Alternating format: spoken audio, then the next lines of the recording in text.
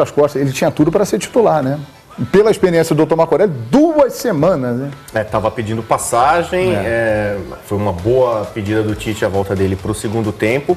A gente não sabe se o Tite colocaria o Douglas Costa como titular na partida decisiva. Eu acho que até pelo clamor popular, imprensa, opinião pública, todo mundo elogiando, o William não estava bem, acho que era a vez dele. Vamos supor que ele fosse reserva.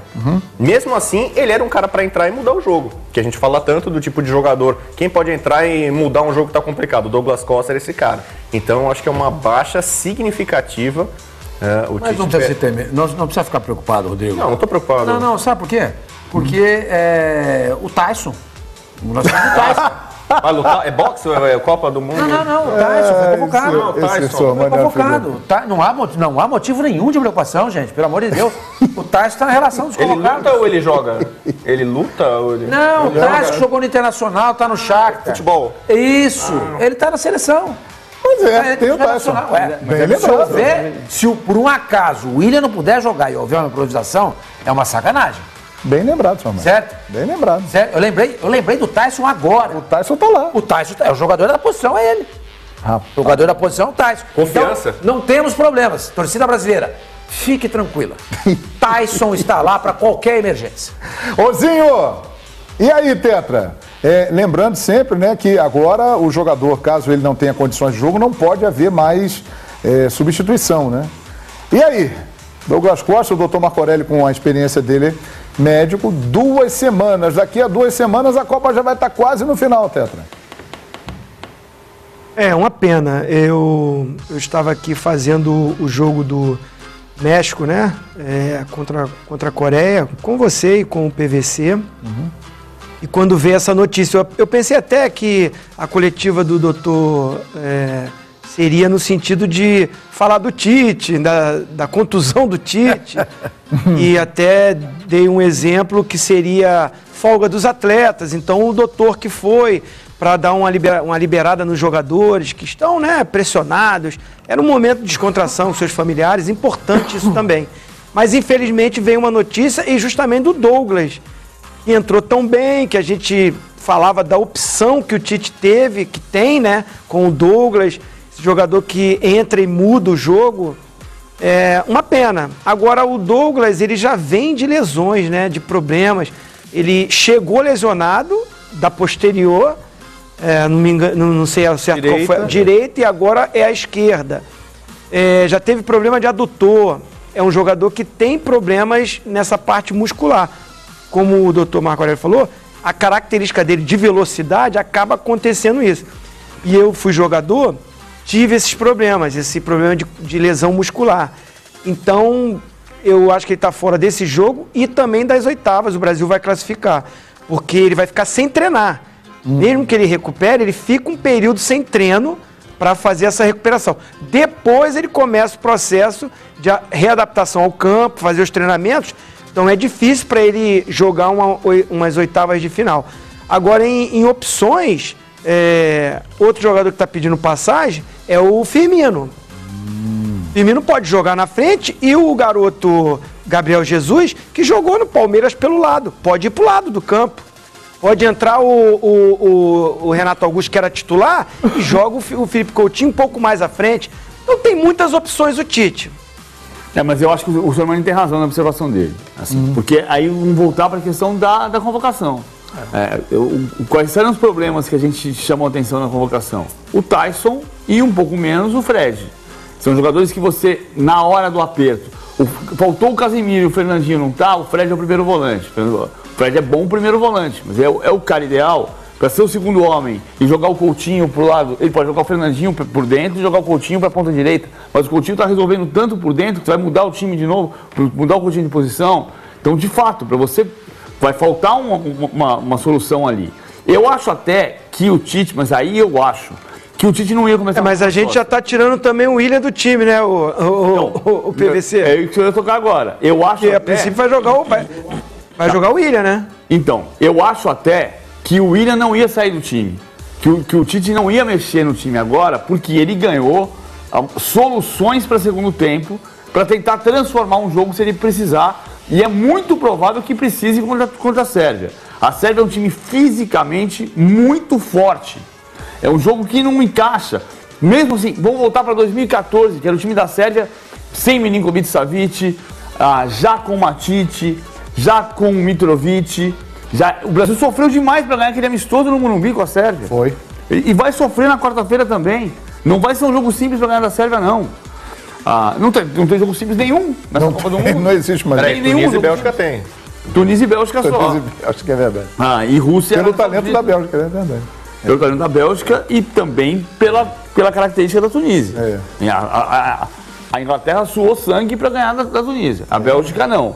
Mas a Bélgica, por enquanto, ganhou do Panamá e da Tunísia. É um grande time, grandes jogadores. A gente vai ver a sequência da Bélgica. O jogo vai ser difícil. Eu acho que ele teria o Douglas Costa no banco para ter uma solução de segundo tempo de novo. E eu acho que a grande questão do jogo de ontem, para mim, continua sendo: é preciso fazer superioridade numérica no setor. Porque o jogo de futebol, nesse espaço reduzidíssimo, ele virou um jogo de pequenos jogos. Então, se você fizer um jogo na ponta direita de 2 contra 3 marcadores, de 1 contra 2 marcadores, de 3 contra 4 marcadores, você vai tentar a infiltração e não vai entrar. E vai tomar o contra-ataque. Então, você precisa rodar a bola para deixar o teu jogador, o melhor jogador, no mano a mano. E aí decidir. E aí, Gilberto, qual seria a opção? Você também manteria o William no time? Porque existia já uma corrente pedindo a entrada do Douglas Costa. Não vai ser possível. É melhor manter o William? É melhor buscar um outro caminho para a seleção brasileira? O que você pensa, Gilberto? Não, João, até concordo com o PVC, né? Porque eu conhecendo o Tite, ele não iria mudar mesmo a seleção brasileira, né? Ele iria manter ali o Douglas no banco de reservas. Seria uma opção para ele, de repente, de entrar na partida. O Douglas, que é um jogador que é habilidoso, né? Tem a profundidade, 1 contra 1, é muito bom jogador também, né? Assim como o William. Mas, na minha visão, o William não tá tão mal assim, né? O William não jogou bem, é verdade, contra a Costa Rica, mas já teve uma atuação melhor até contra a Suíça. E o Tite não iria mexer, né? Mas é uma perda, né? Porque é um jogador que entrou ali, mexeu, mudou a cara do jogo contra a Costa Rica, jogou, apertou, jogou a seleção para frente, né? Empurrou a Costa Rica lá na defesa. Agora tem que esperar essa recuperação, João. Rapaz, então vamos torcer aí, né? Que o Brasil vá longe na Copa para que a gente possa contar com o Douglas Costa. Pelo visto aí, só nas quartas de final, né? Que o Brasil chegue lá e vamos em frente. Em relação à lateral direito, o Danilo, né? Que tem uma lesão muscular no quadril. O Fagner passou confiança? Deu tudo certo ali direitinho com o Fagner? Foi bem. Foi bem? Foi bem. Não é problema a ausência do Danilo? Não, eu achei que o Fagner foi bem. Assim, o jogo do lado direito não aconteceu enquanto o William estava ali. Repito, eu acho que não é só porque o Fagner não apareceu. Não é que ele não tenha aparecido. Quando ele aparecia, estava 2 contra 3. Estava 3 contra 4. E esse balanço precisa ter. Para mim, o jogo melhorou quando o Douglas Costa apareceu, que entrou no jogo, mas também porque o Paulinho caiu mais naquele lado, então você conseguiu fazer mais apoio naquele setor. O jogo coletivo passou a existir mais. E o time rodou mais, teve paciência, começou a finalizar. No primeiro tempo, o Brasil finalizou uma bola no gol, no alvo. Aos 40 minutos, uma finalização do Marcelo de pé direito. Foi a única finalização no alvo. Né? Teve a bola do Coutinho no comecinho do jogo que foi para fora, teve outras, mas não foi um bom primeiro tempo. Segundo tempo, acho que teve um pouco mais de apoio, mais gente chegando para ter opção de passe. Porque no aperto, não é, o drible quebra a linha, mas para quebrar a linha precisa ser 1 contra 1, 1 contra 2 no máximo, 1 contra 3, não vai acontecer. E não é só aqui, a Bélgica hoje teve uma bola do Hazard, que o Hazard deu tentar puxar com 3 contra ele, tomou tranco e tomou contra-ataque. Sobre o Fagner, eu acho que contra a Costa Rica, muita gente não é que elogiou o Fagner, acho que ele fez uma partida correta. Mas convenhamos, na parte defensiva ele não foi exigido. Né? Ele não teve muito problema com o adversário. Teve até liberdade de espaço, ele fez o cruzamento para o Gabriel Jesus acertar a trave. O Tite grita assim, desculpa, é só para avalizar o que você está dizendo. O Tite grita assim: vai que ele não acompanha, que era o Brian Ruiz que não acompanhava. Então, contra a Sérvia, por exemplo, talvez ele bata, se tiver lateral com lateral, com o Kolarov, que é um dos destaques, um cara que chuta muito, né, se infiltra pelo meio e tal. ele deve ter ajuda. A gente imagina agora, ainda mais com a lesão do Douglas Costa, que vai ser o William. Não estou falando para o William ficar marcando o lateral, mas agora a tendência é o Fagner vai ser mais exigido defensivamente. Quem sabe até no jogo aéreo, onde ele não é forte. Ô, Sormani, você gostou, né? Você acha que ele segura essa onda para a sequência da Copa? Eu acho que o Fagner é mais jogador do que o Danilo. Mesmo antes de o Tite ter definido o time titular, né, eu sempre disse que o meu titular seria o Danilo, que a única desvantagem que ele tem em relação, o Fagner em relação ao Danilo, é a questão da altura, que ele é um jogador baixinho e o Danilo tem 1,84 m, já que o time brasileiro não é tão alto assim. O Danilo é maior que o Thiago Silva, que é nosso zagueiro, ao lado do Miranda. Então, essa seria a única desvantagem. Mas com a bola no pé, fluência de jogo, para mim, o Fagner é mais jogador. Eu não tenho problema, não. Eu confio bastante no Fagner. E você, Calil? Se os dois estivessem jogando tudo aquilo que eles podem jogar, eu gosto mais do Danilo. Eu acho que o Danilo poderia facilmente ser o substituto do Dani Alves. Agora, se entrou o Fagner, e o Fagner mostrou mais personalidade de fato, e dos dois jogos, levando em consideração que o melhor período do Brasil foi o segundo tempo contra a Costa Rica, eu acho que você tem que investir naquele time que estava em campo. Claro, eu agregaria o Douglas Costa, sem dúvida. Eu acho que se ele não estivesse lesionado, ele ganharia sim a vaga do William. Mas num momento como esse também de Copa do Mundo, João, não dá pra gente ficar trocando todas as peças cada vez que essa peça não render. Eu acho que o Tite tem que ter a convicção de apostar naquilo que o time pode render com as peças que ele elegeu titulares, né? E o William está nesse contexto. Não fez uma boa partida contra a Costa Rica, é verdade, mas acho que nesse momento, e conhecendo o Tite, há muito tempo acompanho o Tite, ele vai continuar acreditando nisso, no potencial do jogador. Foi assim, por exemplo, que ele recuperou o Paulinho. Bom jogador. Sobe o som aí pra gente ouvir o professor Tite. Fala, Tite. Aqui vai passar.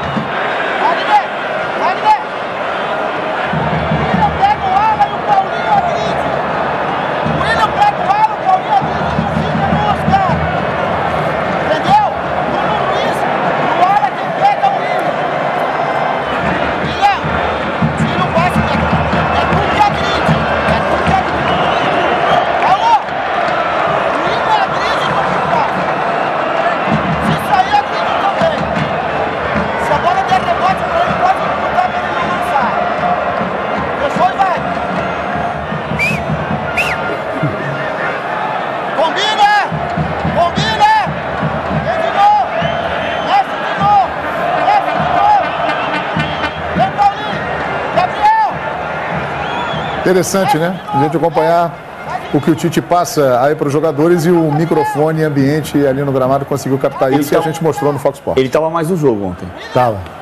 Ele admitiu na entrevista coletiva anteontem que ele estava muito tenso no primeiro jogo. É estranho em Copa do Mundo, né? E a gente flagrou a imagem dele no primeiro jogo, sentado, rezando antes do jogo começar, e a gente até disse, não está ali rezando pedindo ajuda, ele está rezando, pensando em ter paz, luz. O jogo mais importante da carreira dele até então, né? Ele estava muito tenso e ele admitiu isso. Ontem ele estava mais dentro do jogo. Ele participou muito.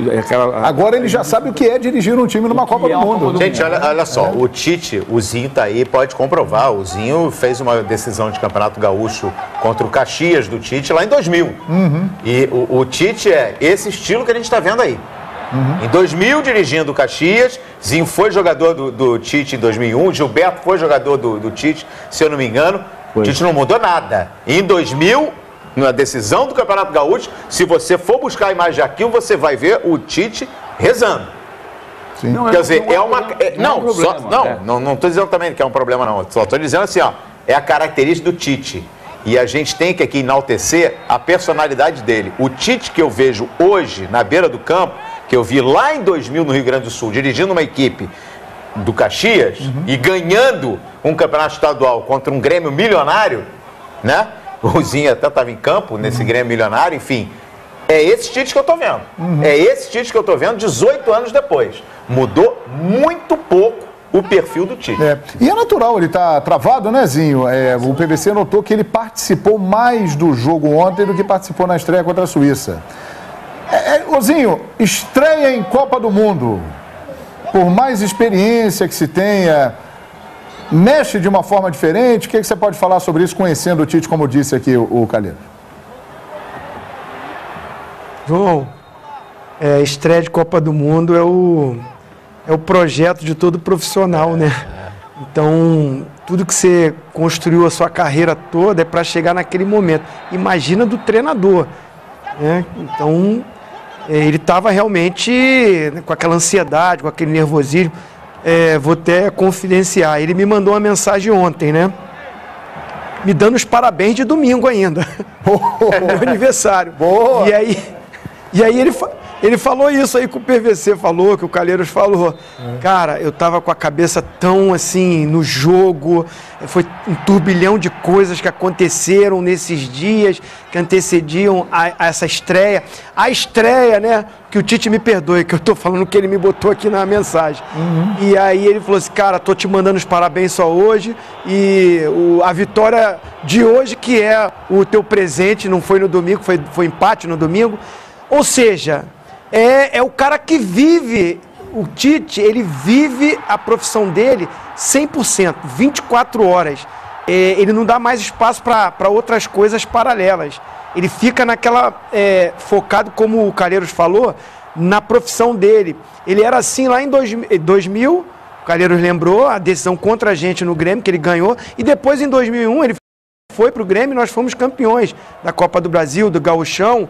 Inclusive, foi no domingo, aí ele até falou, lembrando do gol que eu fiz de pé direito contra o Corinthians, porque ele foi campeão também, foi nesse dia, 17 de junho. Então, o Tite, ele sempre foi assim, vibrante, participativo. Agora, o primeiro jogo, adrenalina de estreia de Copa do Mundo. É um jogo tão importante como aquele que ele vai fazer, se Deus quiser, no dia 15 de julho. Eita, que é a final da Copa para ser demais, campeão. Esse aí é demais, 15 de julho, mas realmente é uma estreia. Agora, ele, podemos dizer assim, já está batizado em Copa do Mundo. Já sabe o que é a Copa do Mundo e as coisas vão fluir naturalmente. Está uma pergunta ali na tela. Tite é o grande líder da seleção brasileira? Tenho a impressão que sim, né? A gente sempre discute o fato da liderança em campo, tem esse rodízio da braçadeira de capitão. Isso é uma pressão a mais para ele? O que você acha, Rodrigo Bueno? Esse fato dele ser o cara. A gente está focando no Tite, mas eu vou jogar olhos nos companheiros. Ali atrás. O Edu, no primeiro jogo, participou muito, né? E o Edu, em tese, ele é mais um diretor, né? Em tese, não seria um cara para ficar tanto ali com os boleiros lá do campo.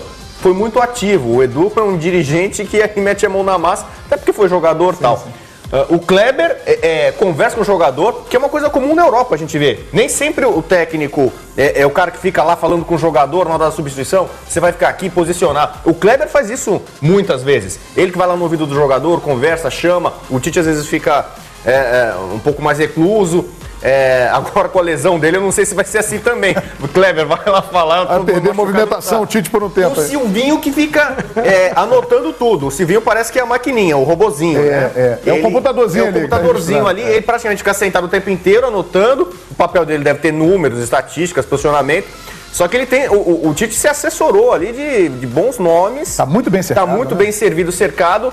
Pra ter esse contato durante o jogo, especialmente, que é o que a gente vê, né? Obviamente todo mundo trabalha, tem as suas funções. E todos estreando em Copa, né? O Edu jogou em Copa, não, né? Não. O Edu não foi a Copa do Mundo, Copa América de 2004. Mas Copa do Mundo não, né? Não. Todo mundo estreando em Copa. Uma coisa, o Rodrigo, ele tem um comunicador, né? Um médico, né? O médico, acho que também, que eu não sei se... Padronizou, né? Padronizou todas as seleções. Então o médico vai lá, atende o Rodrigo Lama. Tem visto os médicos entrando em campo com ele esse já vai lá, em vez de ficar aquela coisa lá, o médico lá, assim, não sei o que, você já vê como tá moderno, né, o futebol, a comissão técnica, além de recheada vários nomes, o Tite não se sente sozinho. É claro. Né? Acho que em nenhuma situação, ou de estreia, ou de final, não sei o quê, tem um corpo técnico ali que está ativo. Não se sente sozinho, mas tem um detalhe, né? Porque assim, vai cair tudo nele. Claro. Não é, mas... O Kleber Xavier vai sair na rua... Ninguém sabe que o Kleber Xavier...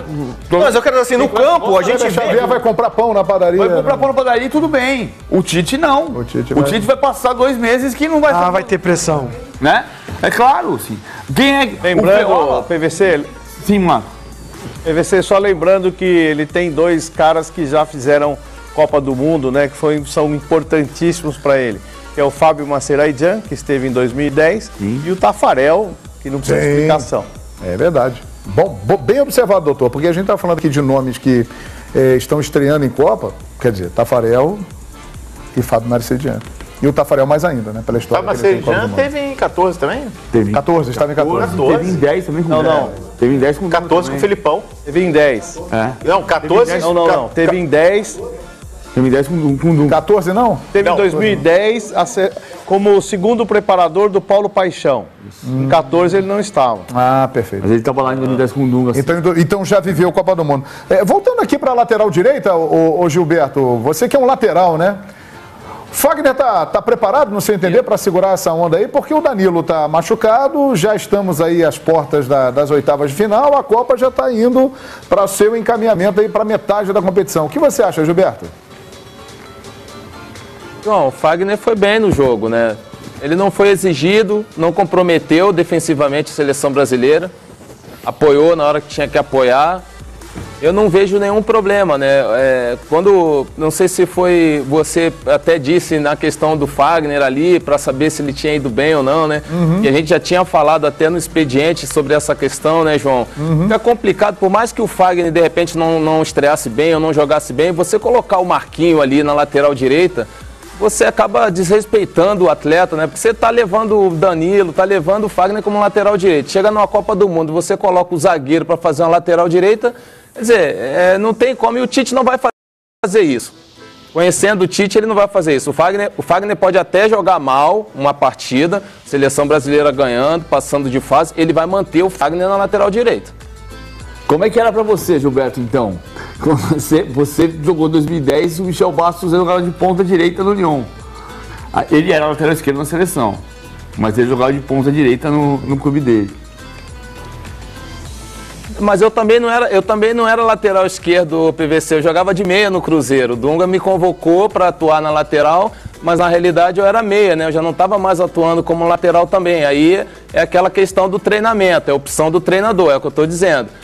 Ele me convoca o Michel, e aí coloca, digamos, sei lá, ele convocou o Michael e o Daniel Alves. Se ele chama o Daniel e bota na esquerda, entendeu? Eu ia me sentir desrespeitado, mas nessa situação, eu também não atuava de lateral, né? Eu atuava como meia esquerda no Cruzeiro. Desde a Alemanha, né? Já na Alemanha você passou pro meio, né, Gilberto? Exatamente, Calheiros, exatamente. Jogou lá no Hertha Berlim, não foi isso, Gilberto?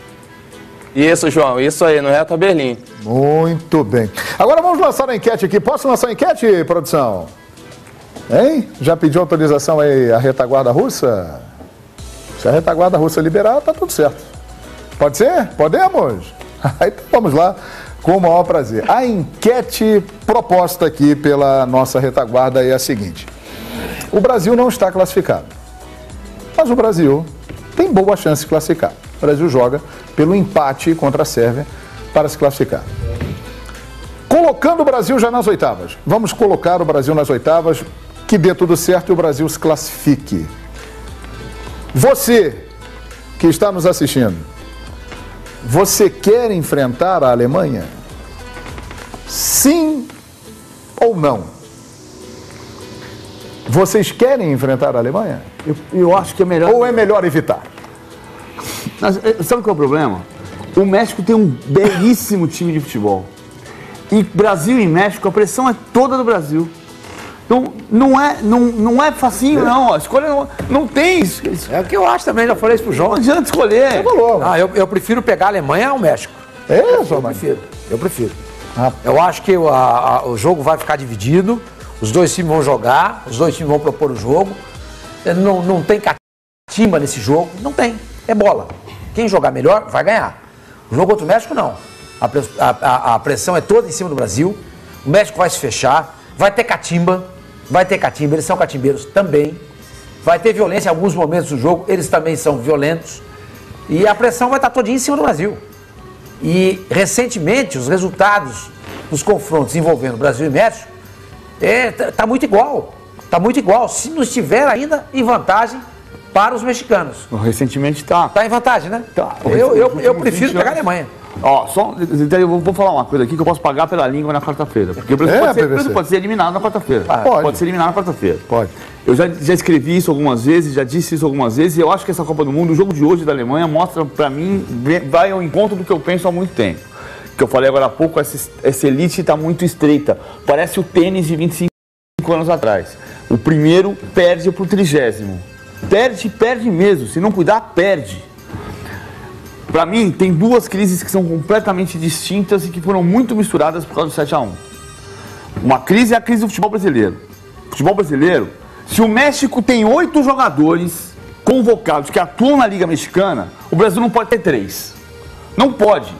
Levando em conta que nunca na história das Copas, ou só uma vez na história das Copas, um campeão teve mais gente convocada de fora do que de dentro do seu próprio país, que foi a França de 98. Não foi o Brasil. Bom, a crise do futebol brasileiro é evidente. O Campeonato Brasileiro não pode ter 16 mil pessoas de média de público. Outra coisa é a crise da seleção brasileira. A crise da seleção brasileira, toda vez que tem uma grande renovação, e em 2014 se você tivesse em 2014 ou o Ronaldinho, ou o Kaká, ou o Robinho, ou o Adriano, ou os 4, não ia ficar todo o peso num jogador de 22 anos. E o peso emocional da campanha de 2014, por ser o país, o Brasil, o único país grande do futebol que não ganhou uma Copa em casa, era enorme. Então o peso emocional ali, claro que tinha problema tático, claro que tinha problema da equipe, claro que tinha problema de geração, mas o peso emocional é muito forte no 7-1. Isso à parte. Se o Brasil for eliminado na quarta-feira, como se a Alemanha for eliminada, acho que a chance da Alemanha ser eliminada é muito menor do que a do Brasil. Quem diria, hein? Mas é verdade. É muito menor a Alemanha ser eliminada do que a do Brasil. Mas a Alemanha também está correndo risco, a Argentina também está correndo risco, a Itália não está na Copa do Mundo. Quando você falou agora, eu pensei a Suécia eliminou a Holanda e a Itália, e quase eliminou a Alemanha risco, hoje. comparando com o Brasil. Está muito estreito. Então, são coisas distintas, na minha opinião. E a gente precisa entender isso. Como é que está o futebol? Porque se a gente não olhar para o futebol como ele é hoje, entender que o Brasil é parte de uma elite, mas ele não é o melhor futebol. Ele é parte de uma história que está muito pesada. Se você não entender isso, você não vai andar para frente. E andar para frente precisa resolver a outra parte. Repito, se o México tem 8 convocados, 3 titulares que jogam na Liga Mexicana, o Brasil não pode ter nenhum titular. Liga Mexicana é muito forte. Eu peguei aqui o retrospecto de Brasil e México. No total, são 23 vitórias do Brasil, 10 vitórias do México e 7 empates. Ou seja, o Brasil tem 13 à frente. Vou pegar aqui também os últimos jogos, puxando aqui de... Não, mas eu já vi isso aí. Tira os amistosos. Vamos botar aqui os jogos em competições oficiais. Perfeito. Copa América. Perfeito. Mundial. Perfeito. Dá uma olhadinha. Vamos lá. A partir de quando? 97, pode ser? 99, Copa das 99, Copa... Olha aqui, 99. Copa América no Paraguai. Brasil 2, México 1. Copa das Confederações, 14 de julho, 99. México 0, Brasil 2. 4 de agosto de 99, aí começa a história deles contra a gente. Final da Copa das Confederações, México 4, Brasil 3. O Brasil com time alternativo, né? Não, o Ronaldinho era destaque. Mas ele era o Ronaldinho era extremo, mas o Brasil não estava com a força máxima. Não, meteu 4-1 na Alemanha nessa campanha. O Brasil meteu 4-1 na Alemanha nessa campanha. Aí olha aqui, 2001, Copa América na Colômbia, Brasil 0, México 1. Copa Ouro, 2003, México 1, Brasil 0. Bom, são 3 vitórias do México. É o Borghetti essa de também cabeça. o Brasil com o time sub-23. Esse é no sub-23. Brasil com sub-23. Borghetti de cabeça. Copa América 2004, quartas de final. México 0, Brasil 4. Copa das Confederações 2005. Na Alemanha, México 1, Brasil 0. 4-1. E o Brasil ganhou a Copa das Confederações, mas perdeu pro México. Exatamente. Copa América de 2007 na Venezuela. Brasil 0, México 2. 5-1 pro México. Aqui amigável. Copa das Confederações 2013. Brasil 2, México 0. Vamos chegar num ponto importante. Copa do Mundo de 2014, 0-0. 5 vitórias do México, empate e 2 vitórias do Brasil. Mas aí que tá, a gente tá falando o que aqui? Na abertura do programa, o que eles falou aqui? Que a Copa do Mundo, a camisa faz diferença. A camisa pesa e acaba definindo. Aconteceu hoje com a Alemanha contra a Suécia, aconteceu com o Brasil, aconteceu com o Uruguai. Será que numa Copa do Mundo, se enfrentando umas oitavas de final, não que a camisa vai jogar sozinha, não é isso. Mas eu acho que esse retrospecto aí, pra mim, disparado. Não vai importar nada. Eu prefiro jogar contra o México. Eu também. Eu prefiro jogar contra o México. Disparado. A pior coisa que pode acontecer pro Brasil nos oitavas é pegar a Alemanha. Eu também acho. Disparado, é mais Eu time, também acho. tem mais técnico, Olha só, a gente tá tem falando mais do México aqui, tradição. tá todo mundo encantado com o México. O Brasil não vai se livrar nunca do Não fantasma 7x1. Ô, Rodrigo, a gente tá talvez falando o do 7x1 México só aqui. ajudou uma coisa, apagar o fantasma do Maracanã. A gente está falando do México e com justiça, o México fez 2 ótimas partidas, venceu com autoridade os 2 jogos, jogando bem. Mas pode acontecer também, na semana que vem, a gente está falando de um México eliminado. Podemos. Fora da A Alemanha, esse negócio da camisa. A Alemanha tem mais time que o Brasil, você falou, né? Não, a Alemanha é atual campeão do mundo, cara. Mas Ganhou é um a time Copa das melhor hoje. Confederações. É. Eu acho que ela tem. Ela pode não estar jogando tão bem, já não estava nos últimos amistosos, e não está fazendo Mas uma boa Copa até individualmente agora. é melhor. Individualmente acho melhor. Aliás, uma coisinha só um só. anúncio para a galera aqui, nós vamos fazer em breve, assim que terminar aí a fase de grupos, nós vamos comparar a seleção brasileira com Bélgica, com Alemanha, com Espanha. Vamos aguardar a definição dos classificados, possíveis cruzamentos e vamos voltar ao nosso velho e saboroso duelo Fox. Pois Tem não, uma coisa muito importante em competição que chama, o Dr. Marco Aurélio falou ontem, a gente chegou a discutir um pouco no caso do choro do Neymar, inteligência emocional, controle. A Alemanha ganhou um jogo hoje de virada com 1 a menos nos acréscimos. É a segunda vez na história que a Alemanha ganha um jogo na Copa nos acréscimos. Não teve choro do Kroos, não teve choro do Reus. Tem cara que tem mentalidade vencedora, jogador que é vitorioso. A Espanha tem muitos jogadores assim, com clube e com seleção. A Alemanha tem esse tipo de perfil, que é frieza. Aliás, a Alemanha empatou com a Holanda. A Holanda é outro time que 2 vezes ganhou nos acréscimos. O lá do Kroos? Não, foi ironia, brincadeira. Vamos lá. Era uma ironia pra dizer o Kroos não fez um gol no fim, não saiu chorando. Vou cometer aqui Não uma você, hipérbole. né? Tava ironizando. Eu vou cometer aqui uma hipérbole. É um exagero. Um exagero. Pô, o futebol brasileiro, a cena que a gente mais vê acontecer na vida é o Pelé chorando quando foi campeão do mundo a primeira vez. O Pelé chorou. De alegria. Claro. Extravasando de alegria. E o Neymar ontem também foi um pouco isso. Não, O Romário em 94, Vocês querem voltar nisso? Não, Dunga. Eu acho que tem uma coisa que ontem me chamou a atenção. Porque o Neymar, se o Neymar chorasse com a torcida do Brasil ontem, ganhamos, a torcida vibrando, vitória consagradora. Se ele vai lá com a galera, chora, se abraça com o povo, tal, ia ser lindo. É muito mais legal o Neymar chorando ontem, porque fez o gol depois de se recuperar para entrar na Copa do Mundo, do que ele ganhando a Olimpíada e xingando. Eu nem vi as lágrimas dele, Ele podia tirar a mão, pelo menos pra gente ver os olhos, as lágrimas. Nem as lágrimas eu consegui Você ver. acha que ele estava encenando? Não sei, mas eu não vi. Eu gostaria de ver. O Maradona chorando.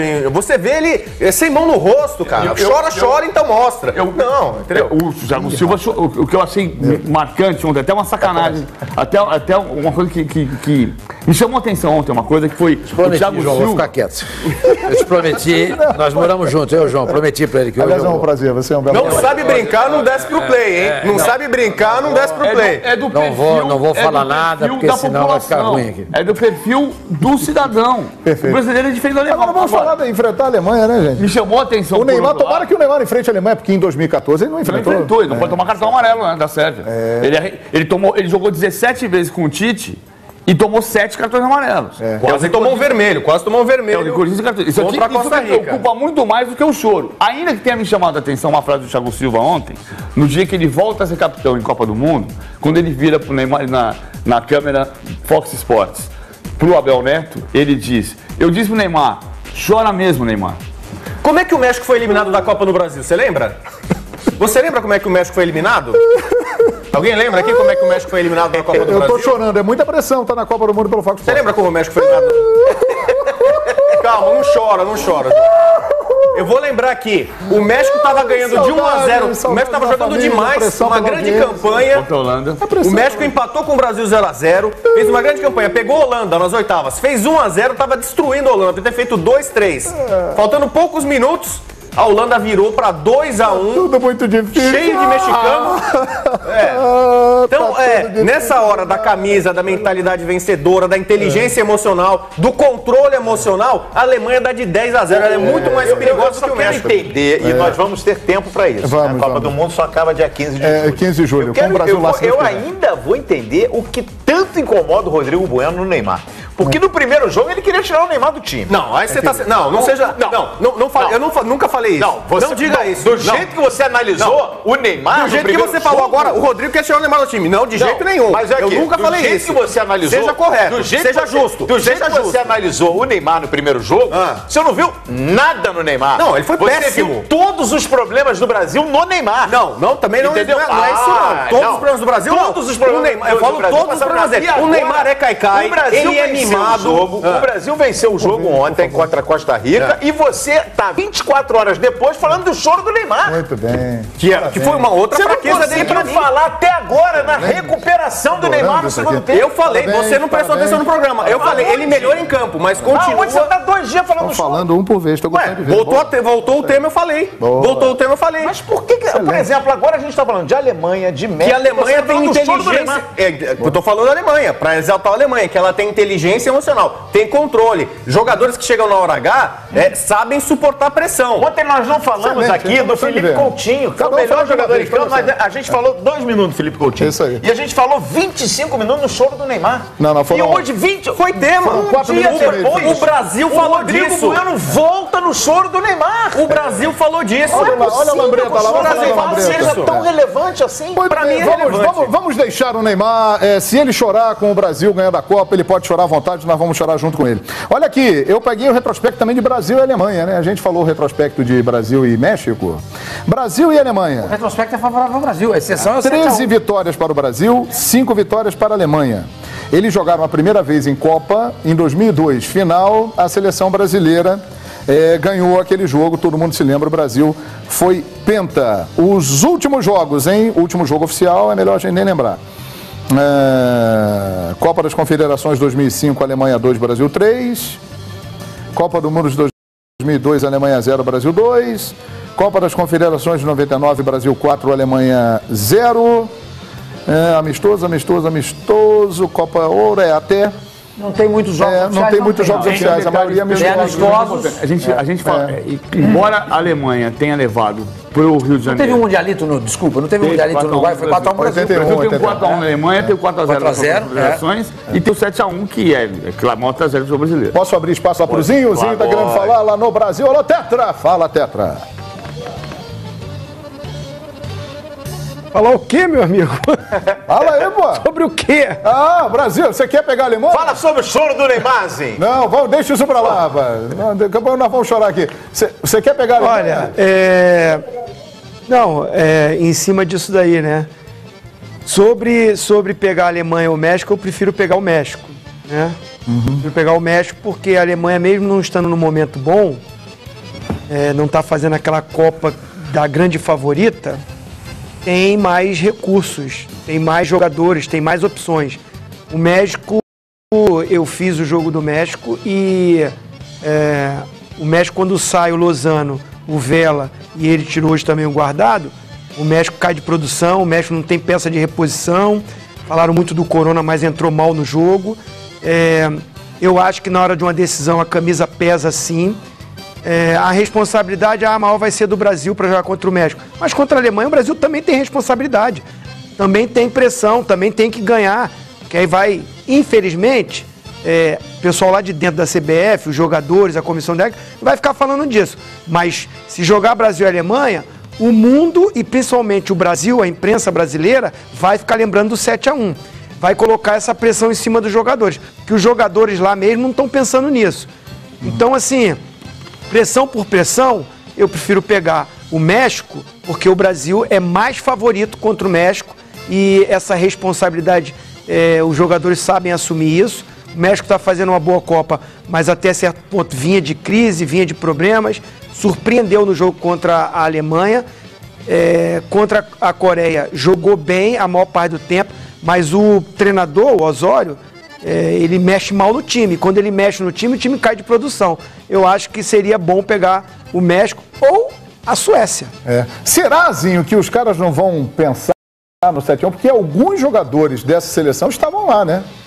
O Marcelo, o Thiago Silva não jogou, mas estava no grupo. Neymar o Fernandinho, o Paulinho, o Neymar não jogou, mas estava no grupo. Será que eles não vão lembrar? Agora é hora da gente pegar os caras e tal. Sim, eles vão lembrar porque vai vir essa... estavam conversando aí novamente sobre o choro de Neymar, sobre o Neymar. Eu fico com a opção do Tite. Eu fico com a opção do Tite. No que o Tite falou que é o comandante? O Neymar vem de 3 meses se recuperando. O Neymar vem com dúvidas se ele ia jogar a Copa ou não. O Neymar é um cara que tem, se não me engano, 12 milhões de seguidores, 13 milhões de seguidores, ou 17 milhões de seguidores nas suas mídias sociais. Tudo que ele faz é uma repercussão mundial. Então, já normalmente tem uma pressão em cima do rapaz. Para que ele e os jogadores vão colocar mais pressão em cima do Neymar? Né? Então, ele destaca que o Neymar é fundamental, o Neymar é um jogador diferenciado, eu também acho isso, mas que dentro do grupo existe uma distribuição de responsabilidade. Tem jogadores que estão se destacando, vocês acabaram de citar, o Calheiros acabou de citar, para mim um dos melhores jogadores que estão fazendo o início de Copa, que é o Coutinho. Eu prefiro destacar isso, porque se eu for falar do Neymar, eu vou falar que o Marcelo ainda não jogou tudo que pode, que o Paulinho não jogou tudo que pode, né? Então tem outros jogadores, o próprio Gabriel Jesus, William. Não é só o Neymar que não está na sua plenitude, né? Muitos jogadores não renderam o seu melhor, mas eu prefiro destacar que o Brasil venceu, que tem jogadores que estão indo bem, como o Coutinho principalmente, a dupla de zaga segura, né? Então eu acho que o Brasil está evoluindo, eu acho que o Brasil, esses jogadores ganhando essa confiança, se fortalecem mais. Das grandes favoritas, tirando a Espanha, e eu não colocava a Bélgica como a minha principal favorita. Estou falando de Brasil, de Alemanha, de Espanha, de França. O Brasil não está abaixo dessas. Então, assim, está num contexto. O Brasil está num caminho certo. Perfeito. Hoje, esse jogaço entre Alemanha e Suécia aconteceu em Sochi, onde está a seleção brasileira. E é claro, né, que a nossa comissão técnica, o Edu Gaspar, o Kleber Xavier, estiveram lá no estádio. E o Fernando Caetano bateu um papo exclusivo com o Edu e ele falou sobre Neymar. Não tem jeito. Quando a gente fala da Copa de 70, fala de quem? Fala do Pelé. Quando fala da Copa de 94, fala do Romário. Quando fala de 2002, fala do fenômeno Ronaldo. Né? Fala também do Rivaldo. O grande jogador, o mais famoso, o mais importante, o melhor, é Neymar. Ele é assunto. E o Edu Gaspar falou sobre ele. Ô Edu, e o Neymar, hein, cara? É a nossa grande esperança. O primeiro jogo, ele foi um pouco criticado, mas ontem se soltou um pouco mais, né? Aos poucos vai se recuperando, ele passou por uma grande dificuldade nessa recuperação, né? Então, as pessoas têm que começar a avaliar as coisas um pouco melhor. É porque não dá para todo dia a gente estar saindo e falando com as pessoas. Imagine um atleta, qualquer atleta, ficar 3 meses quase parado por uma lesão, um atleta pré-Copa do Mundo, não estou falando de para jogar uma liga espanhola, para jogar uma liga francesa, para jogar uma Copa do Mundo, com uma responsabilidade que ele já tem naturalmente e tem que ter um bom desempenho naturalmente. As pessoas esquecem que o Neymar, antes da Copa do Mundo, ele estava com uma lesão e fez apenas 2 amistosos para iniciar, um amistoso que ele não jogou, só jogou 45 minutos e o outro ele jogou um pouco menos. Né, para depois já jogar uma Copa do Mundo e as pessoas já querem que o Neymar faça... Chega lá no topo, né? Gente, a gente tem que começar a ter um pouco mais de critério, né? Porque o menino tá bem, tá dedicado, tá focado, tá fazendo o seu trabalho, mas a gente tem que respeitar o tempo.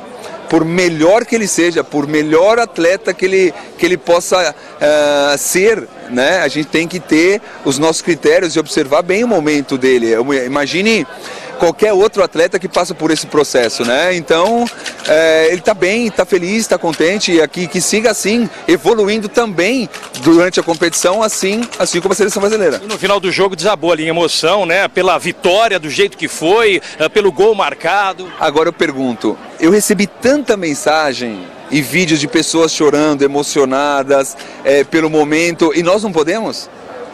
Né? O atleta não pode, eu não posso, eu saí correndo e fui abraçar os atletas, nem sei, na verdade, eu saí correndo, fui lá abraçar, não posso, não tenho direito.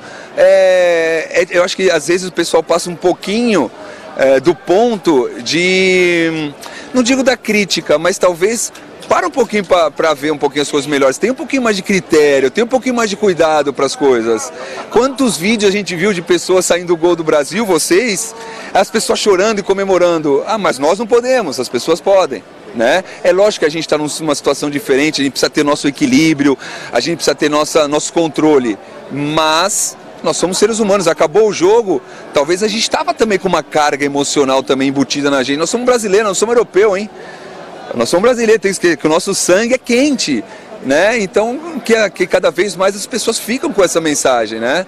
E cada vez mais fale do desempenho do atleta, fale da equipe, né? Não se preocupe tanto com o que tem ao redor. Muito boa a declaração aí do Gaspar. Doutor Marco Aurélio Cunha, realmente não podemos esquecer jamais disso, né? Ele vem aí de uma fratura, ficou 3 meses sem jogar e teve pouco tempo para se preparar para a mais importante competição do futebol.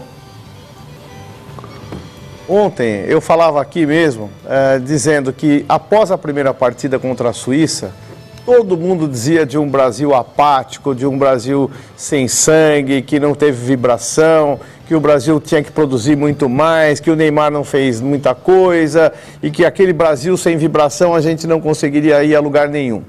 Cobrando uma atitude do time. A palavra atitude é a da moda para cobrar quando alguém não está no ponto que a gente deseja.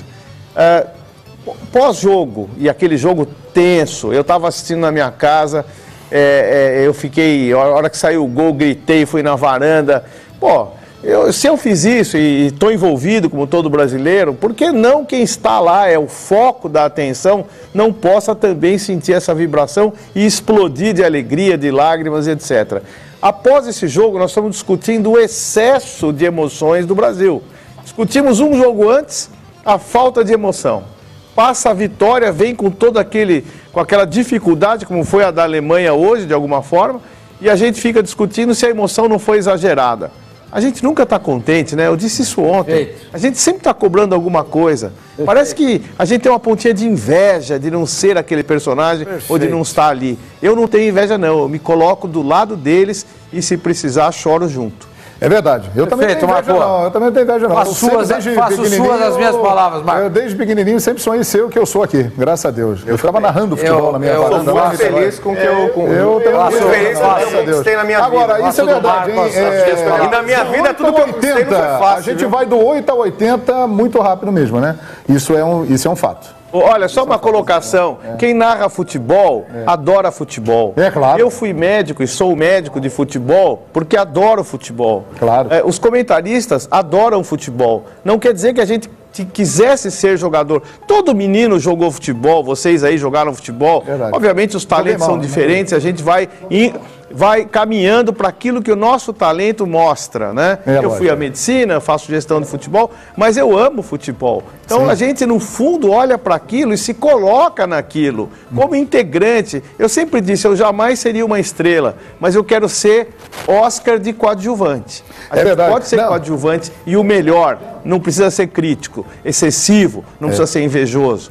É verdade, é um orgulho, né? E é um orgulho nosso, né? Poder estar aqui pela imprensa levando as emoções da Copa do Mundo, né? Para todo o povo brasileiro. Então nós nos sentimos realmente muito orgulhosos. Ô Gilberto, você quer pegar a Alemanha? Prefere pegar a Alemanha? Pois é, João. Eu tenho uma opinião diferente da do Zinho, né? Mas eu, assim, o Sormani, desculpa, o Sormani não, o PVC disse que era uma pressão pegar a equipe do México, seria uma pressão para os jogadores pegar a equipe do México nesse momento e tal.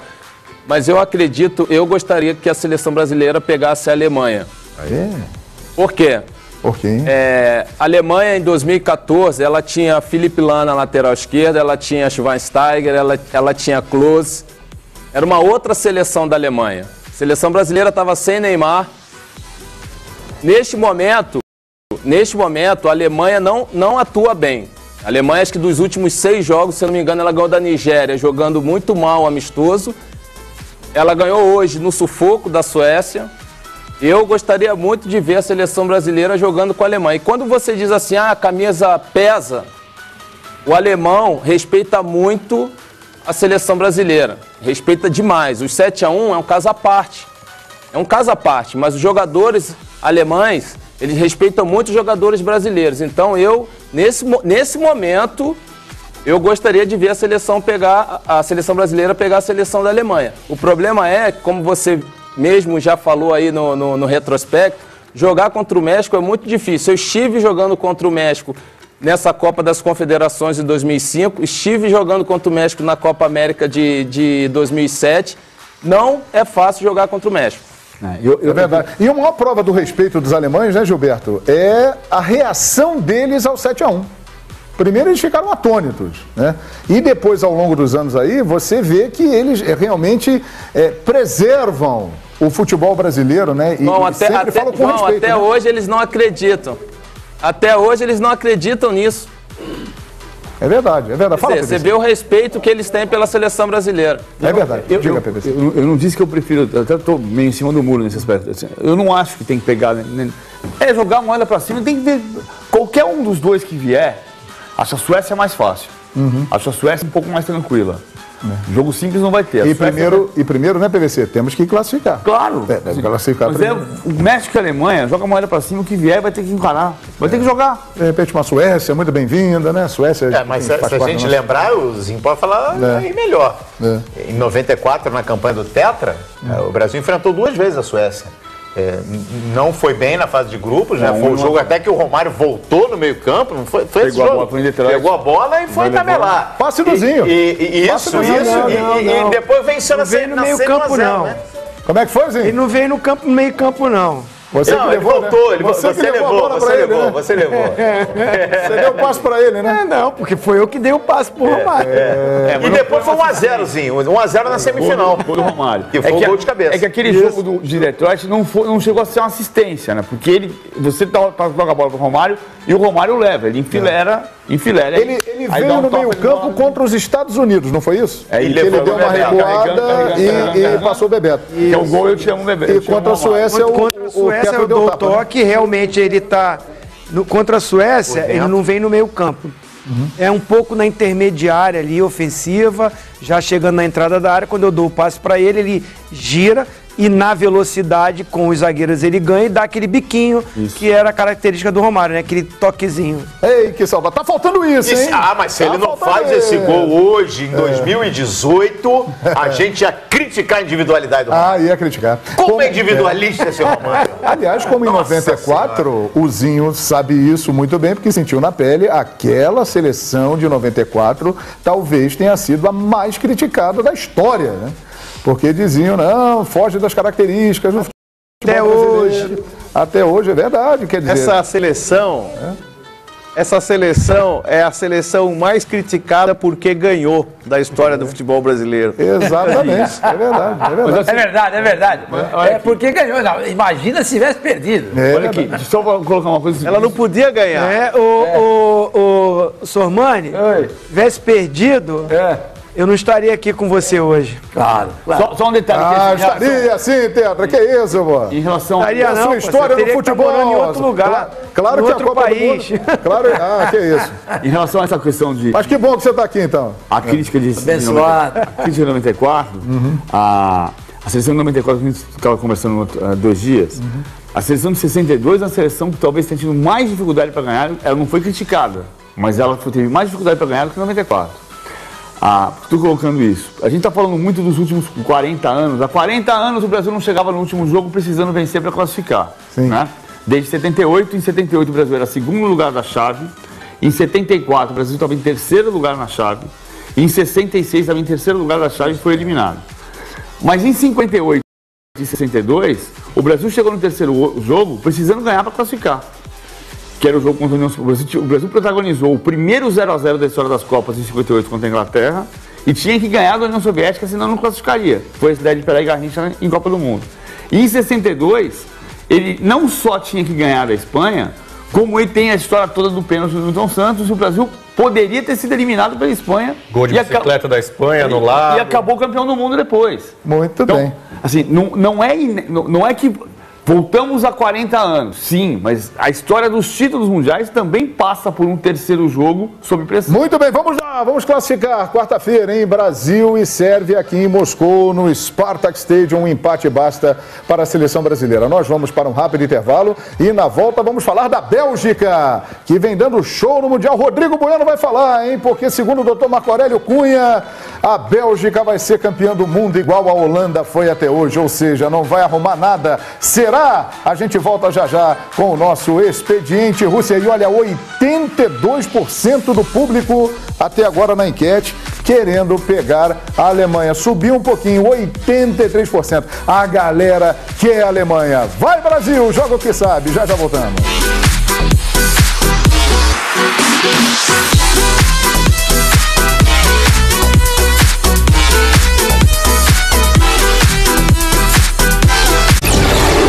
Expediente Futebol. Oferecimento Toyota Prius 2018. Seu primeiro híbrido.